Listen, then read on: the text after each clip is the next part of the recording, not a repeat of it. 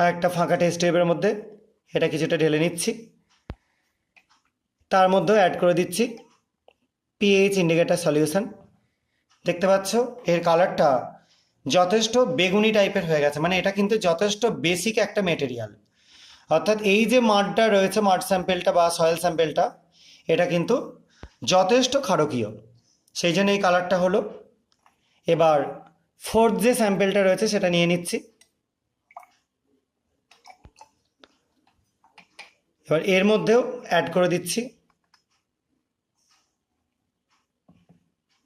দেখো এটা কিন্তু তোমরা যেরকম ডিস্টিল ওয়াটারের কালারটা পেয়েছিলে প্রায় সেম কালার।